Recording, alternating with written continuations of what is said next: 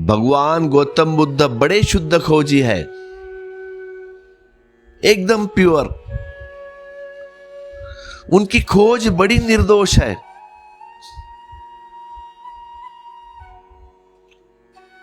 घर छोड़ दिया, उसके बाद जहां जहां गए, जिन जिन गुरुओं से मिले, जितने उस वक्त गुरु उपलब्ध थे, सबके पास गए बुद्ध। सत्य जानने के लिए सारे गुरु उनसे थक गए, एक गुरु काम का ना आया।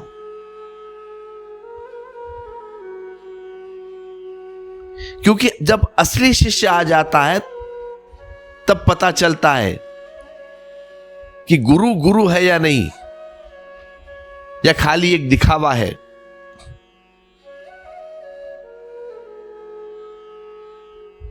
झूठे शिष्य हो तो साथ पता नहीं चलता, लेकिन जब एक आधा असली शिष्य आ जाए तो गुरु की असलियत पता चल जाती है।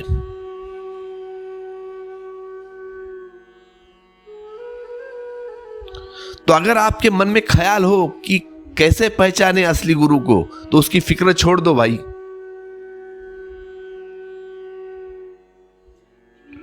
लेकिन तुम अगर असली शिष्य हो तो तुमको पता चल जाएगा कि ये गुरु असली है या नकली।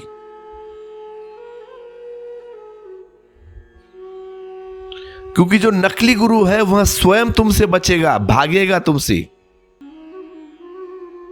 कि यह चला आया असली शिष्य, अब ये झंझट खड़ी करेगा। तो मैं तुमसे कहता हूं कि गुरु की फिक्र छोड़ दो। अगर तुम असली शिष्य हो तो नकली गुरु तुम्हारे पास टिकेगा नहीं, वह छोड़ देगा तुमको, भाग जाएगा तुमसे। लेकिन तुम टिके रहना, वह भागेगा। खलील जिब्रान हमेशा एक कहानी कहता था।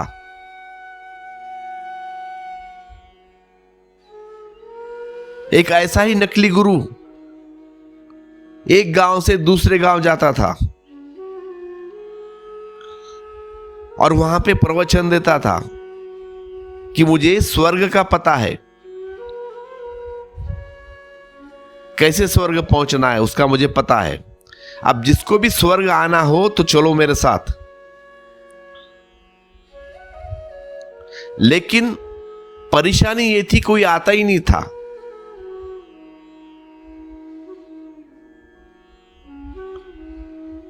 अब तुमको भी कोई बोलता है छोड़ दो ये संसार, चलो मेरे साथ स्वर्ग, तुम जाओगे? नहीं, कहोगे मेरी बेटी की शादी है, अभी बहुत सारे काम बाकी है, सब होने के बाद फिर मैं भगवत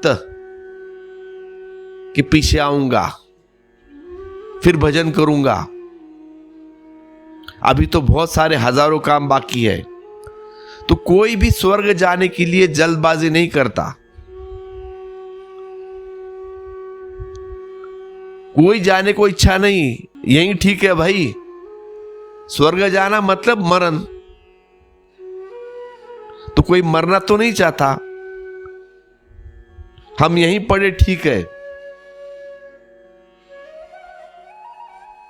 हां, कब स्वर्ग की याद आती है? जब हाथ पैर चल नहीं सकते, बूढ़ा जर्जर हो गया, अब मरने को करीब, तब परमात्मा की याद आती है, तब मंदिर जाएगी, हे परमात्मा अब मुझे आपके घर आना है, तब स्वर्ग की याद आती है, तब तक कुछ नहीं।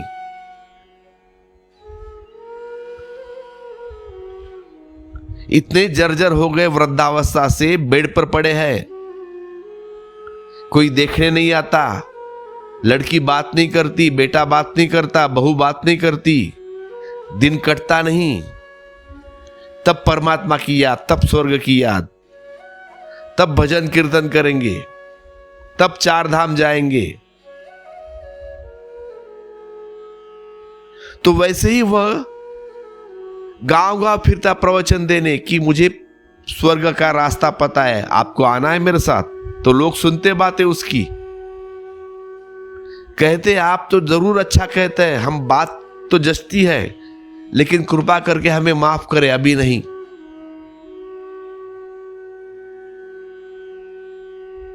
जब भी हम तैयार होंगे तब हम आपके पास ही आएंगे।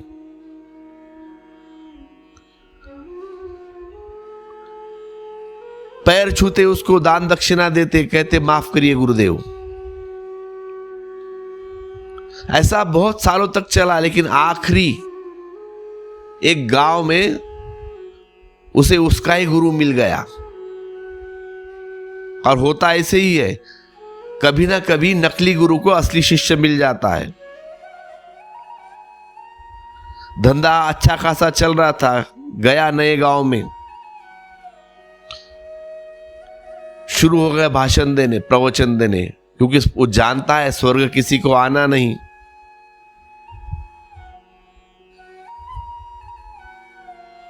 लेकिन एक व्यक्ति मिला, कहा कि मैं तैयार हूं।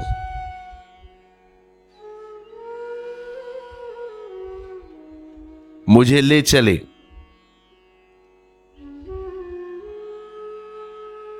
लेकिन आपको पक्का पता है स्वर्ग का रास्ता? उसने कहा हां भाई, बिल्कुल पता है।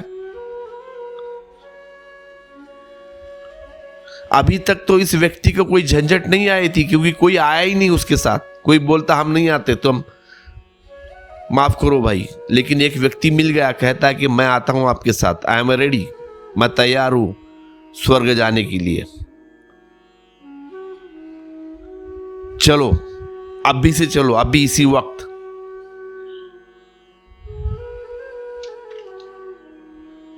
वो झूठा गुरु परेशान हो गया। शिष्य कहता है कितने दिन लगेंगे महाराज? अब गुरु और घबराया, ये तो उपद्रवी मालूम पड़ता है व्यक्ति। पैर छुए, बात ठीक, लेकिन ये कहता है साथ चलने की। अब सबके सामने मना भी नहीं कर सकते। तो उसने कहा देखेंगे, चलो तो मेरे साथ, साल लगेगा, 2 साल लगेगा।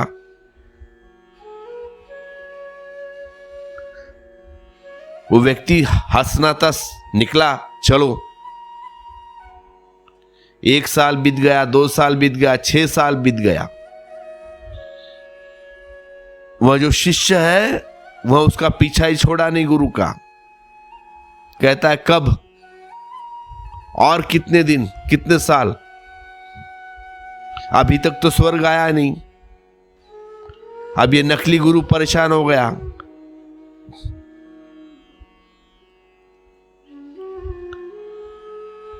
आखिर में उसने एक दिन अपने शिष्य के सामने हाथ रख दिए, कहा कि मैं तुझे हाथ जोड़ता हूं भाई, मुझे माफ कर दे, क्योंकि स्वर्ग का रास्ता मुझे भी खुद पता नहीं, तो मैं तुझे कहां से बताऊं। और तेरे कारण मेरी परेशानी हो रही है। लोग मुझे पूछते हैं कि पहले अपने शिष्य को तो ले जाओ, फिर हमको बताना।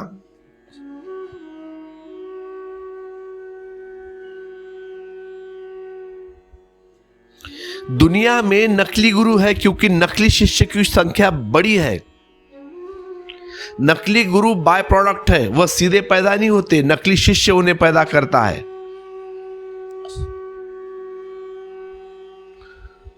तो भगवान गौतम बुद्ध सारे गुरुओं के पास गए।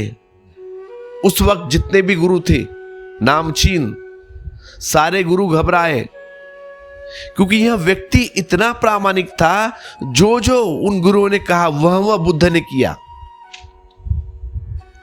और थोड़ा भी चुके नहीं।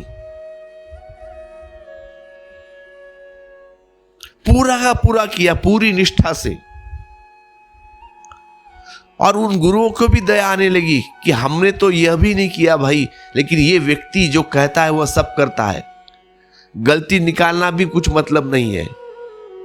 तो उन सारे गुरुओं को दया आने लगी। जिन जिन के पास बुद्ध गए थे सारों को दया आने लगी, परेशान हो गए अब क्या करें। अब इस व्यक्ति से यह भी नहीं कर सकते कि तुमने पूरा नहीं किया है, इसलिए तुम्हें उपलब्ध नहीं हुआ सत्य। इसने तो पूरा पूरा किया है, रत्ती भर भी कम नहीं रखा है। तो सारे गुरुओं ने बुद्ध के सामने हाथ छोड़ दिए कि बस हमें तो यहीं तक बात मालूम है, इसके हमें आगे खुद भी पता नहीं है।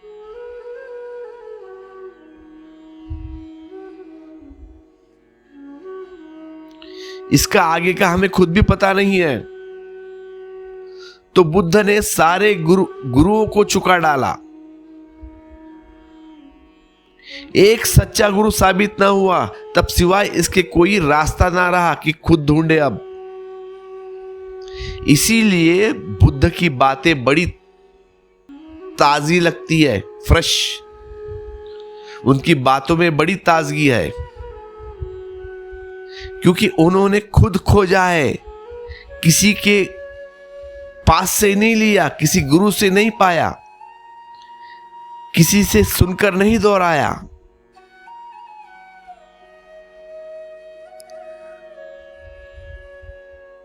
खुद खोजा है, खुद खोजने निकले हैं, नितांत अकेले, बिना किसी सहारे के, बिना किसी शास्त्र के। शास्त्र धोखा दे गए, गुरु धोखा दे गए, सब पीछे हट गए, लेकिन अकेला खोज ही रह गया। ऐसा ही होता है, जब तुम्हारी खोज असली होगी तब तुम पाओगे शास्त्र काम नहीं देते। शास्त्र तभी तक काम देते हैं जब तक तुम उनका भजन पाठ करते हो, बस तभी तक। अगर तुमने यात्रा शुरू की तो तत्क्षण पाओगे शास्त्रों में भी 1000 गलतियां मिल जाएंगी, और होनी ही चाहिए।